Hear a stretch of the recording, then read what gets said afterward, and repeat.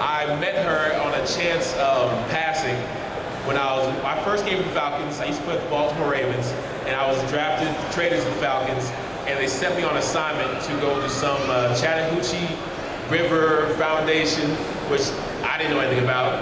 Once again, I'm not the biggest environmentalist. You'll see that throughout my speech, but once again, I'm trying. But I ran into Laura Turner Seidel, who is one of the founders of Captain Planet Foundation, and she is a huge environmentalist. And I just wanted to meet her, say hello, speak. And I made a fatal mistake when she asked me, "So, why are you here?" I was like, "I don't know, Falcon sent me here." She's like, "But there's a lot of great environmental stuff going on right here. What do you know about the environment?" I said, "What environment?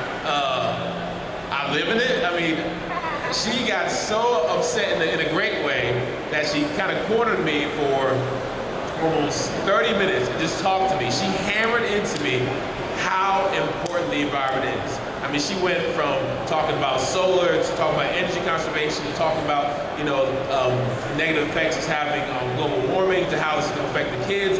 And I was blown away. I was completely, positively blown away because I've always had a deep passion for kids. I've always wanted to do whatever I could to help children because I feel like it's our moral obligation. My parents are from Nigeria. My mom and dad are African, and I use the whole village concept as far as raising these kids. You can't assume that, that they have people in their lives, mentors in their lives, teachers in their lives, coaches in their lives who are pushing them to be better every day. You can't assume that. We have to take it upon ourselves to try and do that.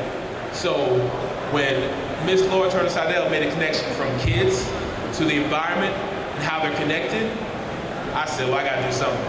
I said, I have to do something. And that's why I started my foundation. That's why I'm here. That's why, I'm trying to make this big push, telling kids that, it's okay to care about the environment. It's okay to, recycle, reduce, and use. You're not a dork. It's not something that is a fad. It's something that is serious that we all need to concentrate on. And I'm going to talk to you a little bit about some of the obstacles I had to go through in trying to be more of a environmentally conscious young man. Because a lot of things I go through are the same things that these kids go through. So I always tell kids that we're learning together. Because, I'm not the best at helping the environment and I'm learning, these kids can learn with me. And it's all about wanting to learn.